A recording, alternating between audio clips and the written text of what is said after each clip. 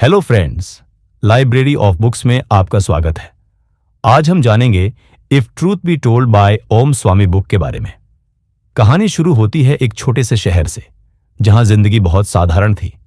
ना कोई लग्जरी, ना कोई कंफर्ट जोन, लेकिन हां, एक चीज थी जो हर दिन जीने की हिम्मत देती थी। मां का अनकंडीशनल प्यार। घर में ज्यादा कुछ नहीं था, लेकिन मां का आशीर्वाद हमेशा दिल को यह यकीन दिलाता था कि कुछ बड़ा होगा, कहीं कुछ खास लिखा है। बचपन में एक बात हमेशा गूंजती थी, ईमानदारी सबसे बड़ी पूंजी है। मां बार बार कहती थी, बेटा सच बोलना, चाहे कितना भी बड़ा नुकसान क्यों ना हो। ये बातें उस वक्त तो शायद कुछ खास नहीं लगी, लेकिन वक्त के साथ उन्होंने अंदर गहराई तक जड़ें जमा ली। घर का माहौल बहुत स्ट्रिक्ट था। स्कूल जाना, टाइम से पढ़ना और फिर मां की मदद करना, यही रूटीन था। फ्रेंड्स कम थे और ड्रीम बहुत बड़े। किताबों से दोस्ती बहुत जल्दी हो गई थी, शायद इसीलिए क्योंकि वो ही एस्केप देती थीं उस छोटी सी दुनिया से बाहर निकलने का। जब बाकी बच्चे क्रिकेट खेलते थे तो ये लड़का घंटों बैठकर सोचता था, क्या मैं कुछ बड़ा कर सकता हूं? अंदर एक बेचैनी सी थी, एक ऐसी आग जो ये कहती थी कि दुनिया को देखना है, कुछ ऐसा बनना है जो बाकी लोग सोच भी ना सके। पढ़ाई में तेज था और उस तेजी को मां की दुआओं का फ्यूल मिल गया था। हर एग्जाम में टॉप करना अब आदत बन गई थी, लेकिन उस कामयाबी के पीछे जो हंगर था वो सिर्फ नंबरों का नहीं था, आइडेंटिटी का था, खुद को साबित करने की भूख। टेक्नोलॉजी से पहली मुलाकात एक पुराने कंप्यूटर से हुई। जब पहली बार कीबोर्ड पर हाथ रखा तो ऐसा लगा जैसे किसी पुराने दोस्त से मिल रहा हूं। हर नए सॉफ्टवेयर को समझने में, हर एरर को फिक्स करने में एक अजीब सी खुशी मिलती थी, as if this is where I belong. धीरे धीरे कोडिंग सिर्फ हॉबी नहीं रही, एक जुनून बन गई। इंटरनेट की दुनिया में खुद को खो देने का मतलब था अपने अंदर झांकने से बच जाना। शायद यह भी एक रीजन था कि कंप्यूटर उस एज में सबसे क्लोज कंपेनियन बन गया था। लेकिन इस सब के बीच एक खालीपन भी था जिसे कोई समझ नहीं सकता था। स्कूल से लौटकर जब अकेला बैठता तो दिल में सवाल उठते, क्या यही सब कुछ है? क्या मार्क्स और मशीन्स ही लाइफ है? ये सवाल उस एज में अब्सर्ड लगते थे, लेकिन वो थे रियल। मां की बातें अक्सर दिल में गूंजती थी। जिंदगी सिर्फ कमाने के लिए नहीं होती, कुछ देने के लिए भी होती है। उस समय शायद समझ नहीं आया था, लेकिन कहीं ना कहीं वो बीज बो दिए गए थे जो आगे जाकर पूरी जिंदगी बदलने वाले थे। और शायद उसी बचपन की सिंप्लिसिटी ने आगे चलकर वो स्ट्रेंथ दी, सब कुछ छोड़ देने की, अननोन को एम्ब्रेस करने की और खुद को फिर से डिस्कवर करने की। बचपन की उन गलियों में भले ही कोई लग्जरी नहीं थी, लेकिन वहां सच्चाई थी, साइलेंस था और वो पहली सी प्यास सच्चे अर्थ की तलाश की।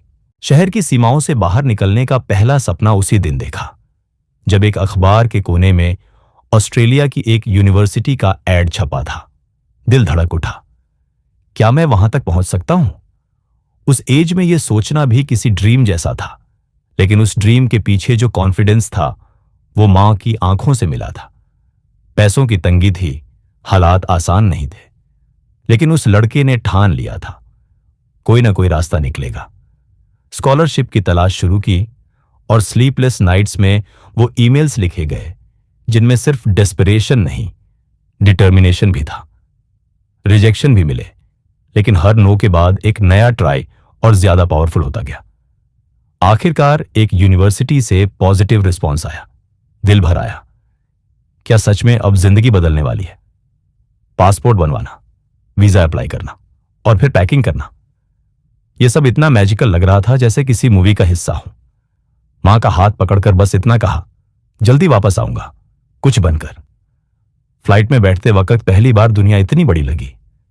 एक छोटे से शहर से निकलकर हजारों किलोमीटर दूर जाना, किसी अननोन कल्चर में खुद को फिट करना इजी नहीं था, लेकिन उस पहली उड़ान ने सिर्फ लोकेशन नहीं बदली, आइडेंटिटी बदल दी थी।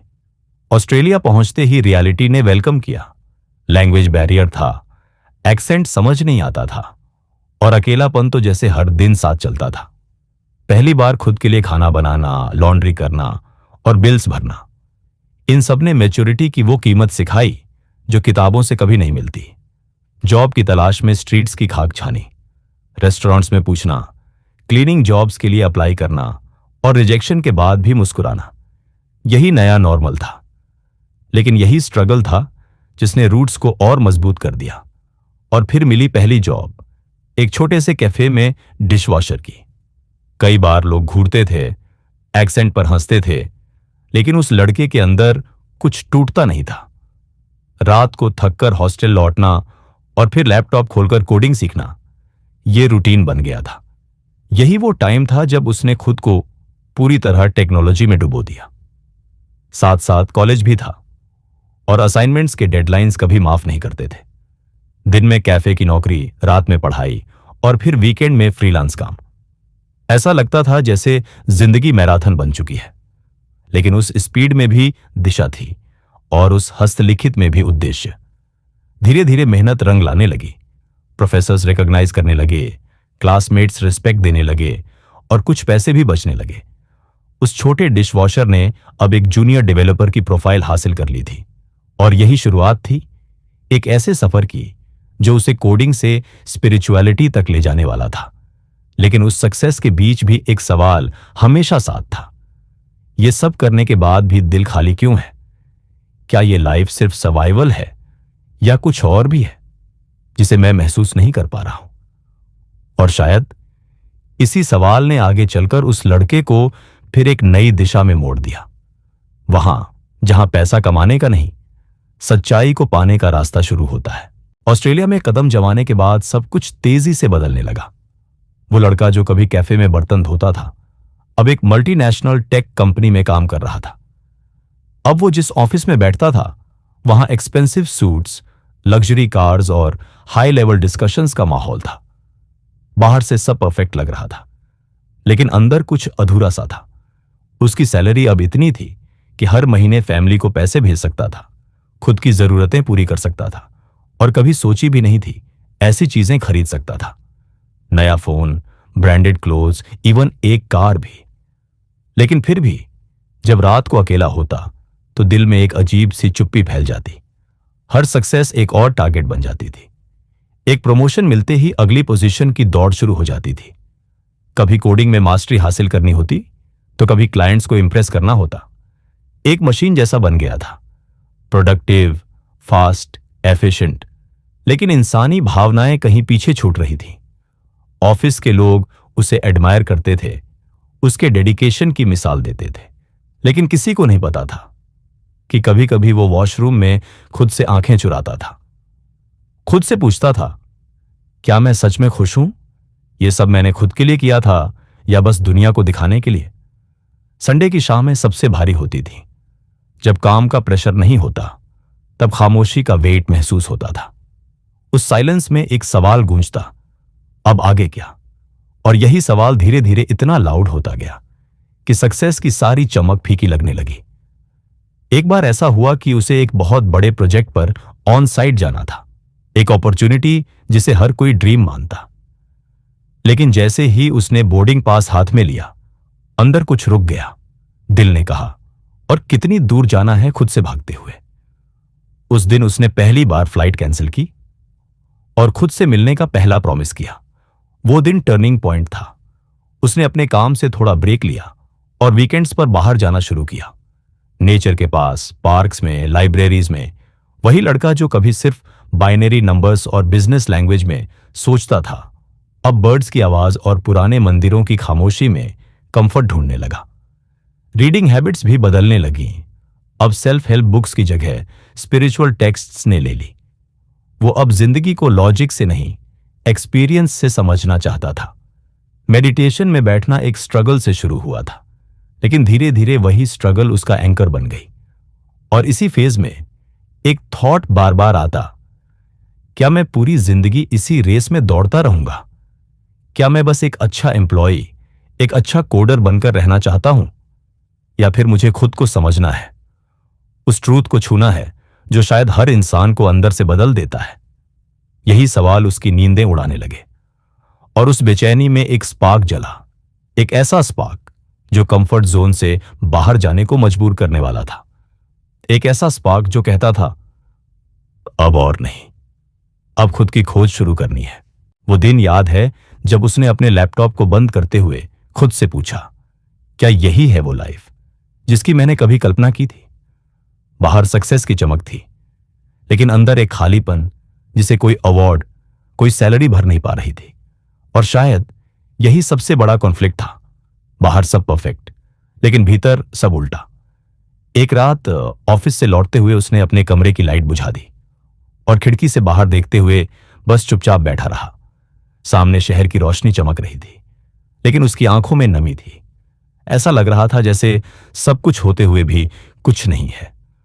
और उसी साइलेंस में एक आवाज आई, अब बहुत हो गया। उसने खुद से एक क्वेश्चन पूछा, अगर आज सब कुछ छोड़ दूं तो क्या रह जाएगा मेरे पास? और सरप्राइजिंगली आंसर आया, फ्रीडम। उस दिन पहली बार उसने सीरियसली सोचना शुरू किया कि क्या मैं ये करियर छोड़ सकता हूं? क्या मैं इस कंफर्ट, लग्जरी और स्टेबिलिटी से बाहर जा सकता हूं? और दिल ने कहा, हां, कर सकता हूं। फैसला लेना आसान नहीं था। बहुत बार वो डरता था कि अगर सब कुछ छोड़ दिया और कुछ ना मिला तो। लेकिन हर बार उस डर के पीछे एक एक्साइटमेंट भी थी, एक नई शुरुआत की, एक नई जर्नी की। उसने अपने मेंटर से बात की और वहां से कोई एडवाइस नहीं मिली। सिर्फ एक सवाल मिला, अगर पैसा कोई फैक्टर ना हो तो तुम क्या करोगे? यही सवाल उसके अंदर गूंजता रहा और एक सुबह बिना किसी को बताए उसने रेजिग्नेशन लिख दिया। वो ईमेल सेंड करते ही दिल की धड़कन बढ़ गई थी, लेकिन साथ ही एक अजीब सी राहत भी थी, जैसे किसी बंधन से आजाद हो गया हूं। लोग शॉक्ड थे। कुछ ने कहा मिड लाइफ क्राइसिस, कुछ ने कहा मैडनेस, लेकिन उसे पता था यह कोई एंड नहीं, एक बिगिनिंग है। अब अगला सवाल था, जाना कहां है? और जवाब सीधा आया, हिमालयास। वहां कुछ था जिसे महसूस करना बाकी था। एक बैकपैक तैयार हुआ जिसमें सिर्फ जरूरत भर के कपड़े, एक डायरी और कुछ किताबें थीं। और फिर शुरू हुआ वो सफर, एक अननोन डेस्टिनेशन की ओर, जो शायद बाहरी नहीं, अंदर की दुनिया थी। जब ट्रेन चली और शहर पीछे छूटने लगा तो लगा जैसे कोई पुराना वर्जन पीछे रह गया है। उस विंडो से बाहर देखते हुए उसके चेहरे पर पहली बार सुकून था। ना कोई फोन कॉल, ना कोई डेडलाइन, सिर्फ एक शांति जो बहुत समय बाद महसूस हुई थी। हिमालयास की तरफ बढ़ते हुए हर स्टेशन, हर मोड़ एक सिंबल बन गया, लेटिंग गो का, सरेंडर का। अब ना किसी अराइवल की चिंता थी, ना किसी फ्यूचर की प्लानिंग। बस हर ब्रेथ के साथ एक नया स्टेप था, और हर स्टेप एक नई रियलाइजेशन। उसे अब यह समझ आने लगा था कि जिंदगी सिर्फ गैदर करने के लिए नहीं, कुछ छोड़ने के लिए भी होती है। और जब आप छोड़ते हो पैसा, पहचान, स्टेटस, तो जो बचता है वही असली आप होता है। और उसी आप की तलाश में वो अपनी सबसे बड़ी यात्रा पर निकल चुका था, बाहर नहीं, भीतर की ओर। जब उसने हिमालय की ओर कदम बढ़ाया तो मन में ना कोई डिटेल्ड प्लान था, ना कोई रोड मैप, बस एक ट्रस्ट था कि ये रास्ता भले ही मुश्किल हो लेकिन सच्चा होगा। ट्रेन से उतरने के बाद जैसे जैसे एल्टीट्यूड बढ़ता गया वैसे वैसे उसके अंदर की नॉइज कम होती गई। पहाड़ों की ठंडी हवा, धीमी जिंदगी और आसमान से बातें करती पहाड़ियां, सब कुछ एकदम अलग था। वहां ना कोई डेडलाइन थी, ना कोई मीटिंग। सुबह की शुरुआत अब अलार्म से नहीं, बर्ड्स की आवाज से होती थी। और यही सिंप्लिसिटी उसके भीतर एक शांत लहर सी लाने लगी। शुरुआती कुछ दिन बहुत मुश्किल थे। बॉडी को कोल्ड टेम्परेचर की आदत नहीं थी। खाने का कोई फिक्स सिस्टम नहीं था। कभी भूखे सोना पड़ता तो कभी रैंडम लोगों से मदद मांगनी पड़ती। ईगो बार बार हर्ट होती थी, उस इंसान की जो कभी एसी ऑफिस में बैठकर स्ट्रेटजीज बनाता था। लेकिन जैसे जैसे दिन बीतते गए वो इंसान खुद ही अपनी ईगो से डिटैच होने लगा। अब उसे फर्क नहीं पड़ता था कि वो कौन सा ब्रांड पहन रहा है, कौन से शूज हैं उसके पैरों में, या लोग क्या सोच रहे हैं। अब उसे सिर्फ एक चीज से फर्क पड़ता था, वो खुद से क्या महसूस कर रहा है। एक दिन चलते चलते वो एक पुराने आश्रम में पहुंचा। वहां एक बुजुर्ग साधु मिले जो ज्यादा नहीं बोलते थे, लेकिन जब भी कुछ कहते वो सीधा दिल तक उतरता था। उन्होंने बस इतना कहा, तू बहुत दूर से आया है लेकिन मंजिल कहीं बाहर नहीं, वो तो तेरे अंदर है।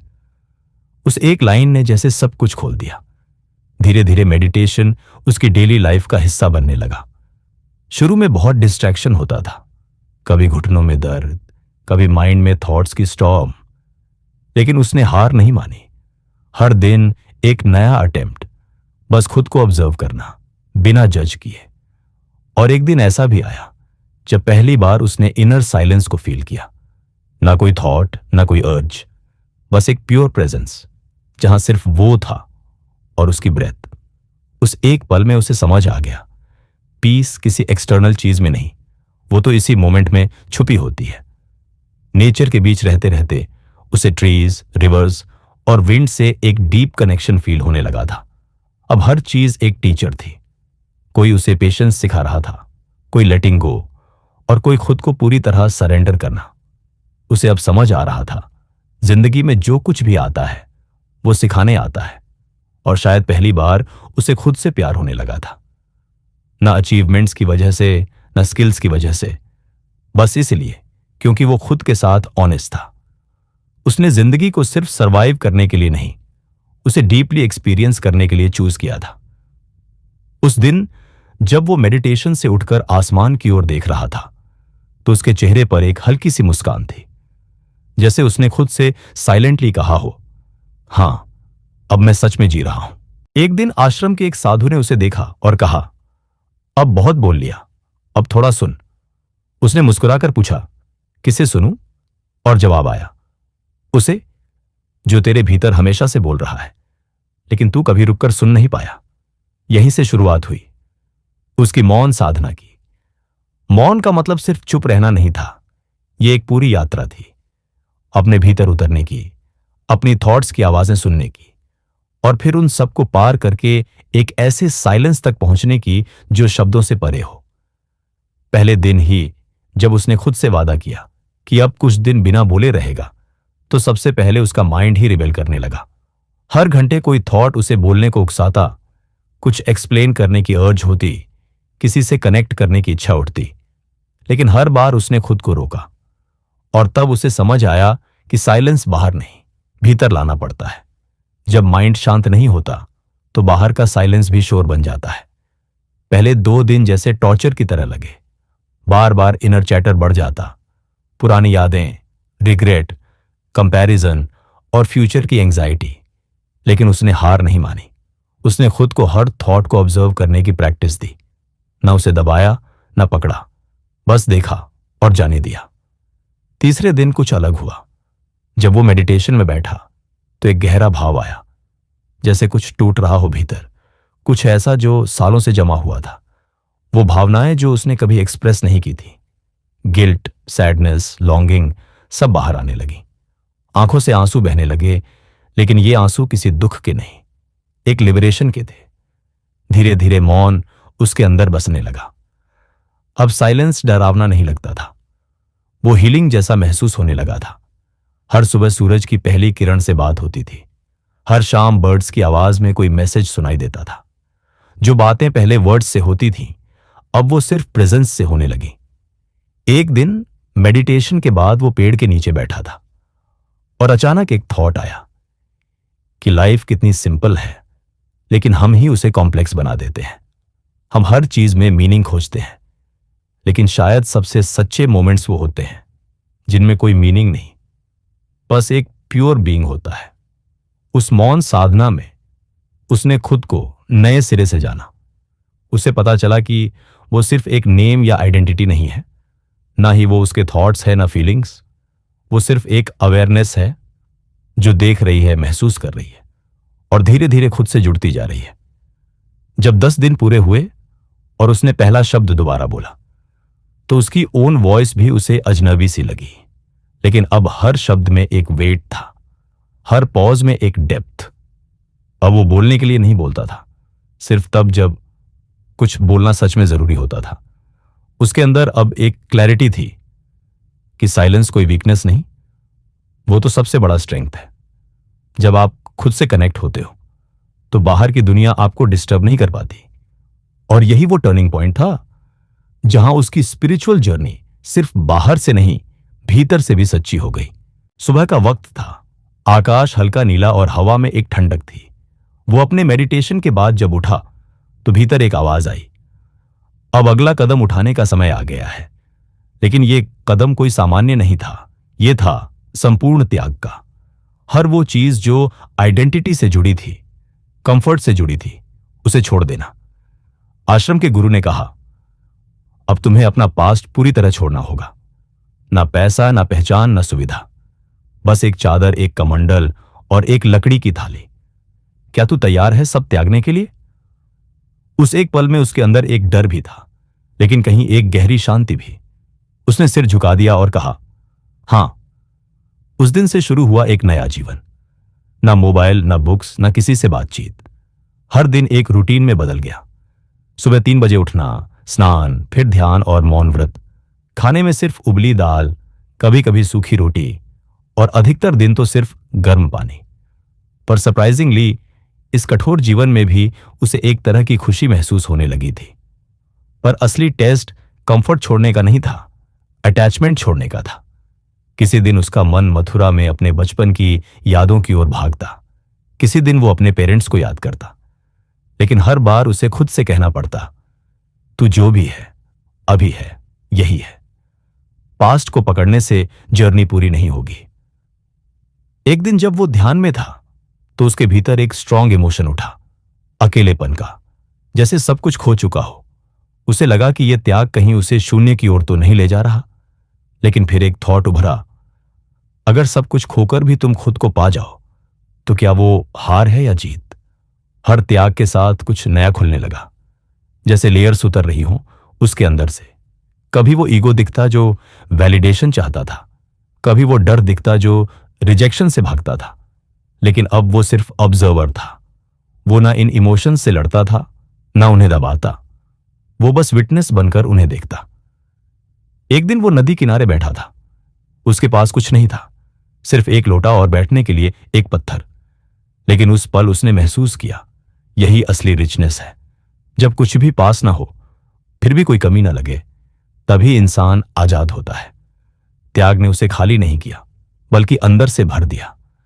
अब उसकी खुशी किसी चीज या सिचुएशन पर डिपेंड नहीं करती थी। वो बाहर से साधु था, पर भीतर से एक संतोषी राजा जैसा महसूस करता था।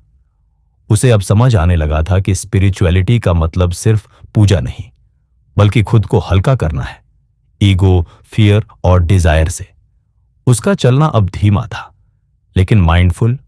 उसका देखना अब गहरा था, जैसे हर चीज में कोई मैसेज छुपा हो। और उसका बोलना, अब वो बोलने से ज्यादा सुनना पसंद करता था, क्योंकि उसने जान लिया था साइलेंस और सरेंडर ही असली गुरु है। ये अध्याय यहीं खत्म होता है, एक ऐसे मोड़ पर जहां त्याग अब उसका लाइफस्टाइल नहीं, उसकी आत्मा की जरूरत बन चुका था। उसने बहुत कुछ खोया था, लेकिन बदले में खुद को पा लिया था। और शायद यह सौदा जिंदगी का सबसे बुद्धिमानी भरा फैसला था। एक सुबह जब वो गुफा के बाहर बैठा था, हल्की धूप उसके चेहरे को छू रही थी। आंखें बंद थी, पर मन एकदम शांत, ना कोई विचार, ना कोई व्याकुलता। उसी शांति में अचानक उसे एक गहरी अनुभूति हुई, जैसे कोई दरवाजा उसके भीतर खुल गया हो। वो दरवाजा जिससे होकर कोई एनर्जी, कोई अवेयरनेस उसके पूरे शरीर में फैल गई। पहले तो उसे यह समझ नहीं आया, क्या यह कोई इल्यूजन था? क्या वो मेडिटेशन में कुछ इमेजिन कर रहा था? लेकिन यह केवल इमेजिनेशन नहीं थी, ये एक अनुभव था, बहुत रियल, बहुत पावरफुल। जैसे शरीर के बाहर भी एक शरीर हो, जैसे कॉन्शियसनेस सिर्फ शरीर तक सीमित ना हो। उसके बाद हर दिन वो मेडिटेशन करता तो ये अनुभव और भी गहरा होता जाता। कभी स्पाइन के आसपास एक एनर्जी उठती, कभी फॉरहेड पर एक तेज लाइट सी महसूस होती। धीरे धीरे उसे एहसास हुआ, ये कोई फैंटेसी नहीं, ये उसकी अपनी इनर एनर्जी है, जिसे दुनिया कुंडलिनी कहती है। शुरुआत में वो थोड़ा डर गया था। इतने सालों तक उसे सिखाया गया था कि शक्ति बाहर होती है, किसी भगवान, किसी टीचर या किसी ऑब्जेक्ट में। लेकिन अब उसे पहली बार लग रहा था कि असली शक्ति तो उसके अंदर ही है। और ये सोचते ही उसका रिलेशनशिप अपने आप से पूरी तरह बदल गया। अब ध्यान उसके लिए एक रूटीन नहीं, एक जर्नी बन चुका था। हर बार भीतर उतरने की, हर बार कुछ नया देखने की।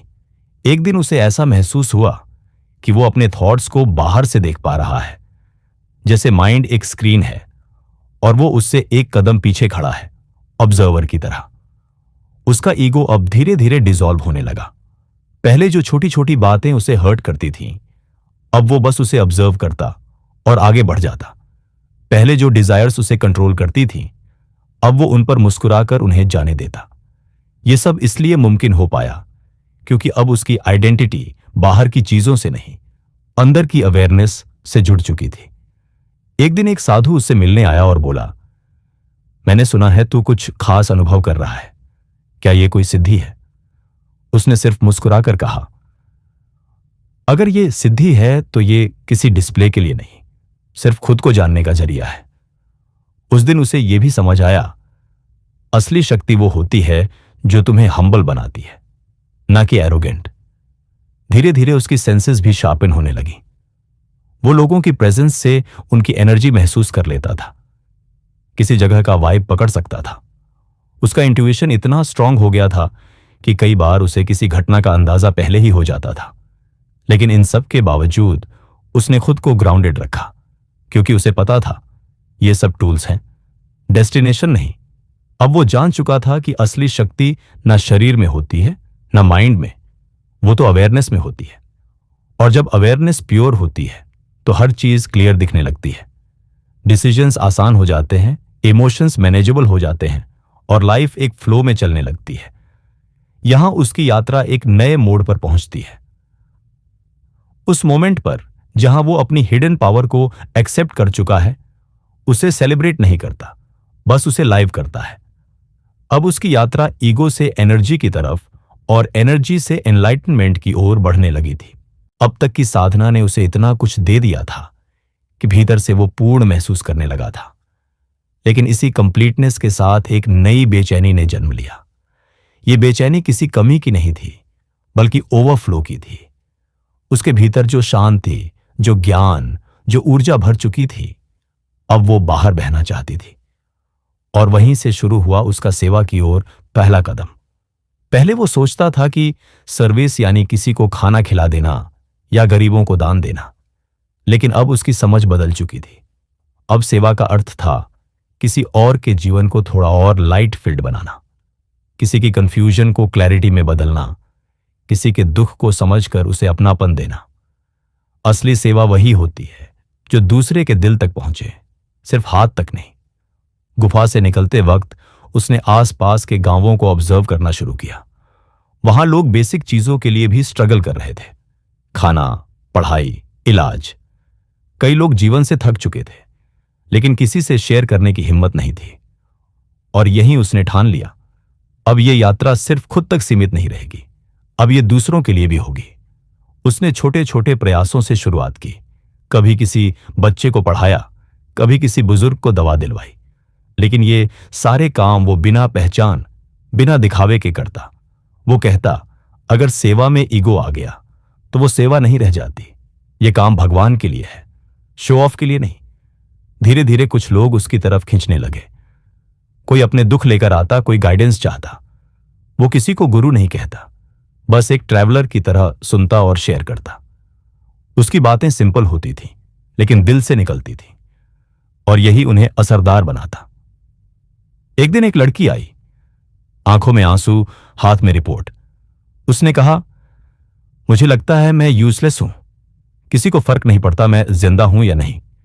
उसने बस इतना कहा, फर्क पड़ता है, सबसे पहले तुम्हें पढ़ना चाहिए। अगर तुम खुद को वैल्यू नहीं करोगी तो कोई और क्यों करेगा। यह एक सिंपल बात थी, लेकिन उस लड़की की आंखों में जैसे रोशनी लौट आई। उसने जाना कि सेवा का सबसे बड़ा हिस्सा है किसी को महसूस कराना कि वो अकेला नहीं है। तुम्हारी प्रेजेंस ही किसी के जीवन में हीलिंग बन सकती है, और यह तभी पॉसिबल है जब तुम खुद पूरा महसूस करो, क्योंकि अधूरे लोग दूसरों को क्या दे पाएंगे।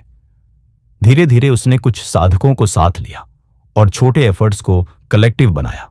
कोई बच्चों को पढ़ाता, कोई पौधे लगाता, कोई मेडिटेशन सिखाता। उसने ना कोई आश्रम बनाया, ना कोई कल्ट शुरू किया। उसका मानना था spirituality should flow like water, ना कि एक स्ट्रक्चर में कैद होकर। अब उसकी साधना और सेवा साथ साथ चलने लगी। ध्यान से एनर्जी मिलती और सेवा से वो एनर्जी मीनिंग में बदलती। अब साइलेंस सिर्फ मेडिटेशन का हिस्सा नहीं था, वो उसकी बातचीत में, उसके जेस्चर्स में, उसके एक्शंस में उतर गया था। आखिर में उसे समझ आया, जीवन का सबसे सुंदर रूप वो है जब तुम्हारा अस्तित्व किसी और की मुस्कान की वजह बन जाए, और बिना किसी एक्सपेक्टेशन के जब तुम किसी के लिए कुछ कर सको, वहीं असली फ्रीडम है, वहीं असली जॉय है।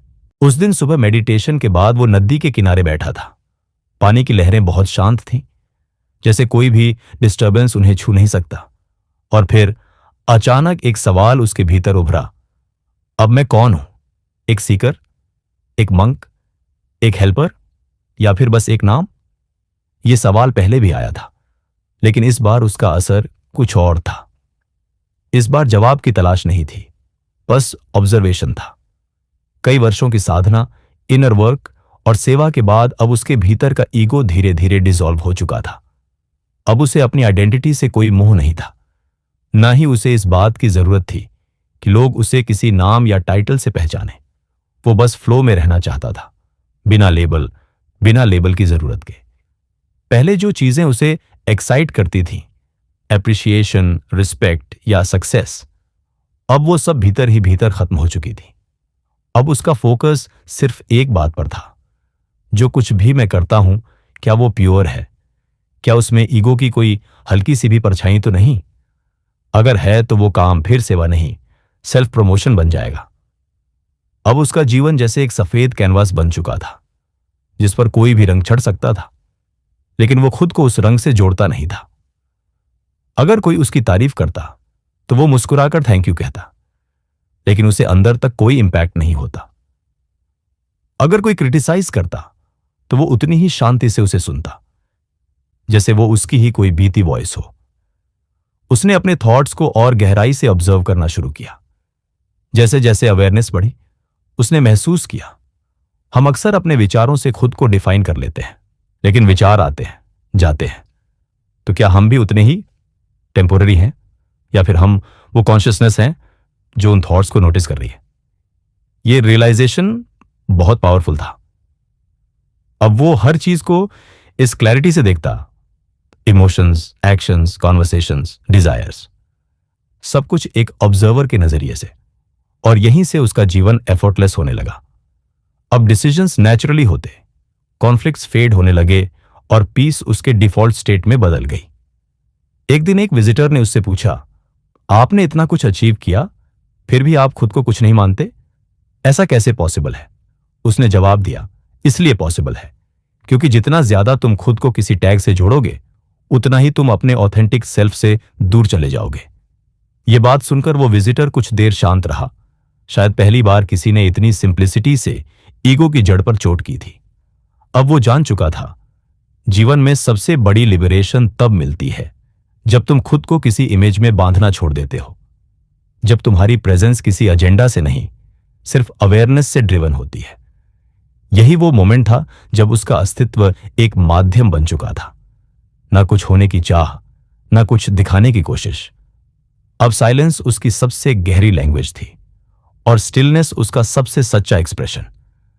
ना किसी वैलिडेशन की क्रेविंग, ना किसी डेस्टिनेशन की चिंता, बस एक जेंटल प्रेजेंस जो जहां जरूरत हो वहीं बह जाती थी, जैसे हवा, जैसे रोशनी।